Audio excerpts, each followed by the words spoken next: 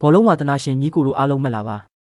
စိတ်လှုပ်ရှားစရာကမ္ဘာဖလားအုပ်စုအဆင့်ရဲ့အဆုံးအဖြတ်ပွဲစဉ်တွေရောက်လာပြီဗျာဒီညမှာတော့ပြင်သစ်စပိန်ဘယ်လ်ဂျီယမ်နဲ့အီဂျစ်တို့လိုထိပ်တန်းအသင်းတွေရဲ့အုပ်စုနောက်ဆုံးပွဲစဉ်6ပွဲလုံးကို9ပေါ်9အောက်အခြေအနေတွေအလားအလာတွေနဲ့အတူအသေးစိတ်သုံးသပ်ပေးသွားမှာမို့ဗီဒီယိုလေးကိုမကြော်ပဲအဆုံးထိစောင့်ကြည့်ပေးကြအောင်နော်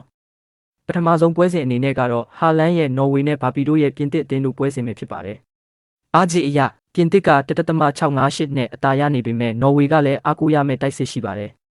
ဒါပေမဲ့အုပ်စုနောက်ဆုံးပွဲဖြစ်လို့နှစ်သင်းလုံးကအဆင့်တက်ဖို့အတွက်ခံစစ်ကိုတတိထားထိန်းကစားကြဖို့များပါတယ်။ဂိုးသိမ့်မထွက်ပဲပွဲအေးသွားနိုင်လို့ဂိုးအောက်အန်ဒို2.5အလားလာရှိပြီးခံမှန်းရလက်အနေနဲ့ပြင်သစ်ကကပ်ပြီး 1C ဒါမှမဟုတ် 2C လောက်နဲ့ပဲနိုင်သွားဖို့ရှိပါတယ်။ဒုတိယပွဲကတော့အာဖရိကရဲ့မာကျော်တဲ့စီနီဂေါနဲ့အာရှကအီရတ်တို့ပွဲဖြစ်ပြီးစီနီဂေါက1.253နဲ့အပြတ်သက်အလေးတာနေတယ်ဗျ။စီနီဂေါရဲ့ခွန်အားသုံးတိုက်စစ်ဆင်မှုနဲ့အဆင့်တန်းကအီရတ်ထက်အများကြီးတာလွန်တာကြောင့်ပွဲစကလေးကတစ်ဖက်သက်ဖိဆိုပြီးဂိုးမြူးသွားမဲ့အလားအလာရှိပါတယ်။ဒီပွဲကတော့ဂိုးပေါ် over 2.5ကိုပဲရွေးချယ်ခြင်းပြီးခံမှန်းရလက်ကတော့စီနီဂေါက3C လောက်နဲ့ဂိုးပြတ်သွားဖို့များပါတယ်။တတိယပွဲစဉ်ကတော့ကိတ်ပါတီနဲ့ဆော်ဒီအာရေဗျတို့ပွဲဖြစ်ပါတယ်။အားကြီးအရာကိတ်ပါတီက2.86တက်ဆော်ဒီက2.88တက်ဆိုတော့ခြေရည်တူညီနေပြီးတော်တော်လေးကတ်နေတာပါအပြန်လန်မှားမခံပဲကွင်းလယ်မှာပဲအကျိတ်အနေလုံးကြမဲ့ပွဲမျိုးဖြစ်ပြီးဂိုးပေါက်6ကတ်သွားနိုင်ပါတယ်ဒါကြောင့်ဒီပွဲကိုတော့ဂိုးအောက်အန်ဒို2.5သမားတွေအကျိတ်တွေးမဲ့ပွဲလို့သတ်မှတ်ခြင်းပြီးခံမှန်းရလက်ကတော့1-1တရေဒါမှမဟုတ် C ဖြစ်သွားဖို့များပါတယ်ဗျာစတုထပွဲစဉ်ကတော့ပွဲကြီးပွဲကောင်းဖြစ်တဲ့ဥရုဂွေးနဲ့စပိန်တို့ရဲ့ပွဲစဉ်တွေဖြစ်ပါတယ်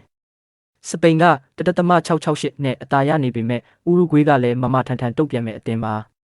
စပိန်ရဲ့ထက်မြက်တဲ့လူငယ်တိုက်စစ်ကဂိုးရဖို့ရာဂိုင်နှုန်းများတယ်လို့ဥရုဂွေးကလည်းတံပြန်တိုက်စစ်ကနေဂိုးပြန်ခွဲနိုင်ခြေရှိတာကြောင့်အပြန်လန်အုံးမဲ့ဂိုးပေါ် over 2.5ပွဲမျိုးဖြစ်လာနိုင်ပါတယ်။ခံမှန်းရလက်အနေနဲ့စပိန်က2-1လောက်နဲ့နိုင်သွားဖို့ရှိပါတယ်။ပစ္စမမြောက်ပွဲစဉ်ကတော့ဆာလာရဲ့အီဂျစ်နဲ့အာရှကအီရန်တို့ပွဲဖြစ်ပါတယ်။ဒါကြည့်ရင်အီဂျစ်က2.598အီရန်က4.12ဖြစ်ပြီးတရေရချက်က2.598နဲ့အနည်းဆုံးဖြစ်နေတာတွေ့ရမှာပါ။နှစ်သင်းလုံးကအုပ်စုနောက်ဆုံးပွဲမှာအမှားမခံပဲခံစစ်ပိတ်ပြီးမှအခွင့်အရေးကိုစောင့်မဲ့အနေထားမှုပွဲရေးသွားနိုင်ပါတယ်။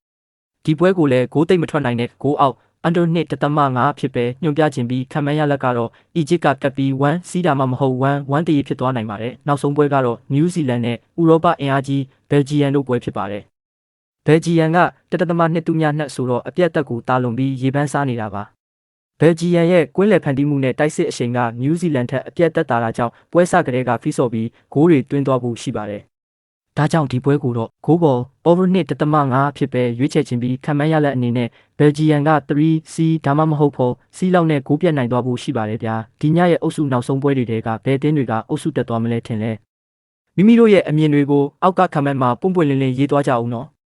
ဗီဒီယိုလေးကိုသဘောကျရင် like နဲ့ subscribe လုပ်ထားဖို့မမေ့နဲ့အောင်နောက်ထပ်ပွဲကောင်းတွေမှာပြန်တွေ့ကြမယ်အားလုံးပဲကံကောင်းကြပါစေ